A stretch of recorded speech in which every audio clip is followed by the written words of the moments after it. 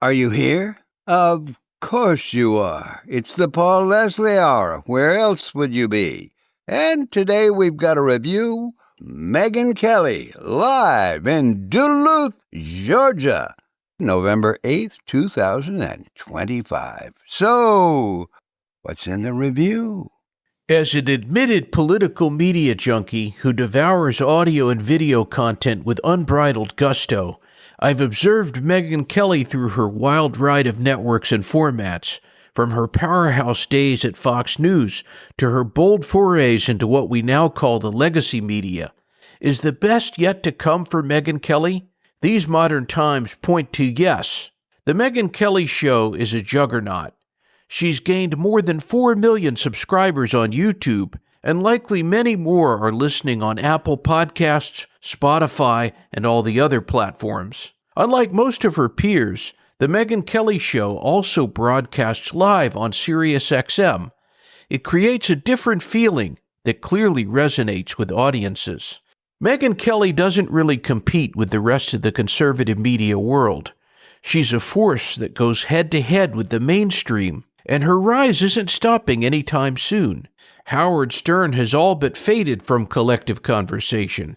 Meanwhile, Megyn Kelly is increasingly everywhere. She's no longer just another show on satellite radio.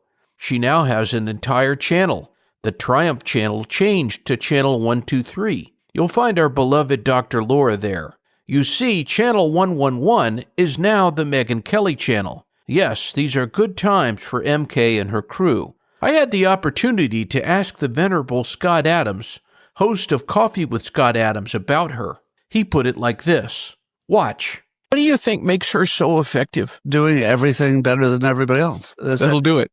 No, obviously she has, I can't know this because I'm not close enough to it, but she must have some business sense, even if it's just making sure that the right business people are working with her, because everything looks like the right move. She's got the right, just her talent stack is from top to bottom. She never repeats a word. She never bores. She makes every topic sound interesting, which is really hard. She's got the look. She's got the production crew. What doesn't she have? She's got the full clip factory. That stuff doesn't happen by itself. That's all her. Yeah.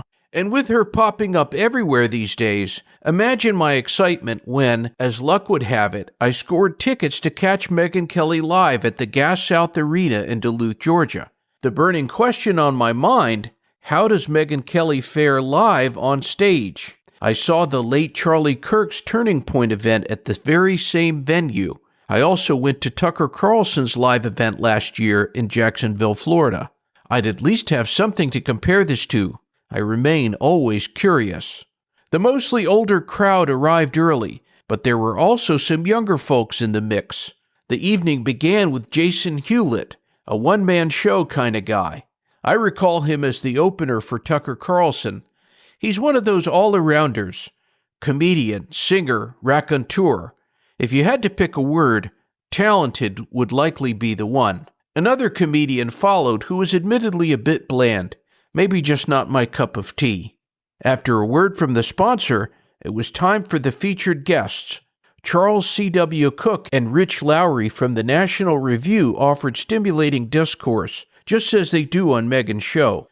Then came Representative Marjorie Taylor Greene, who seemed to be reinventing herself, although she may take issue with this statement. One cannot deny Greene's fearless and raw persuasion talent. Having seen her speak live several times, she is clearly preparing for a new phase, which I suppose is only natural. I took note of Megyn Kelly's communication skills. She only makes it look easy. Megyn Kelly perfectly calibrates her approach with each person she speaks with. Country star John Rich was next, and Megyn Kelly mostly leaned back to allow him to use his storytelling prowess unfettered. One a cappella story song impressed the audience. It's not just anyone who can create a stirring performance without an instrument. Then he closed out his time with an acoustic rendition of the Big and Rich song, Save a Horse, Ride a Cowboy. Apparently she saved the best for last. Comedian Adam Carolla, no stranger to a microphone, brought the evening to a more late-night show vibe. It was good hearing a mix of dialogue and comedy. They riffed well together. Carolla gave a solid explanation of his enduring friendship with Jimmy Kimmel. He said it came down to loyalty. That may be the only excuse anyone could ever have for defending Kimmel. The evening ended kind of abruptly. It was suddenly over, and the veteran journalist said her farewell to the crowd. It felt like this event, Megyn Kelly Live, is a combination of Tucker Carlson's touring chats and Turning Points events. It's not easy to entertain a live crowd. Are you wondering if she delivers? Can she add entertaining a live crowd to her talent stack? Yes, she can. Megyn Kelly will likely do this again. That's my prediction anyway. I could see myself seeing it again. It would be cool to see her sit down with Walter Kern, which will be happening on November 22nd in Glendale, Arizona. Check the tour dates. Conservative political junkies all have their favorites, but Megyn Kelly fills an important need. In spite of her fame and wealth, swarms of people can relate to her. Females tend to feel less connected to Joe Rogan and the rest of the podcast bros. Kelly's communication ability and her relaxed yet energetic presentation is precisely why a mainstream star like Matthew McConaughey wants to be interviewed by her. It seems likely that for a lot of women, they not only admire Megyn Kelly, they may even want to be like her. When you look at the mainstream media personalities, Megyn doesn't fit the mold. But it's important to remember how traditional network and cable broadcasters have faded away. For people born over the last 40 years, television is insignificant. In the genre of news and political commentary, the legacy media has been brought to its knees.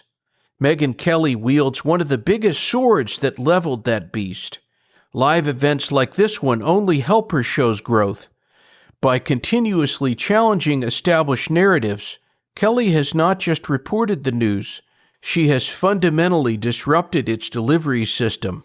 As her audience continues to rally around her distinct message, her growth and expanding influence will become an even more prominent force. Kelly's influence will continue. I predict that a high-profile debate between Ben Shapiro and Tucker Carlson is now a completely inevitable event in the new media space, with nothing to stop it.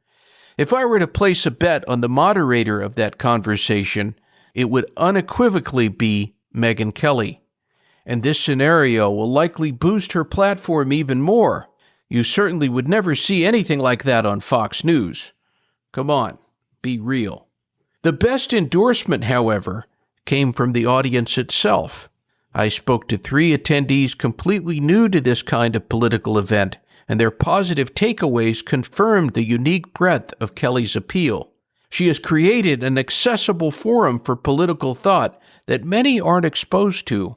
If Megyn Kelly brings her show to your city, my advice is simple. Go. It is a worthwhile and entertaining experience for anyone trying to understand the modes and conversations in the political and media world. Have you gone to see one of Megyn Kelly's live events this year? What did you think? I want to hear what you thought. Until next time.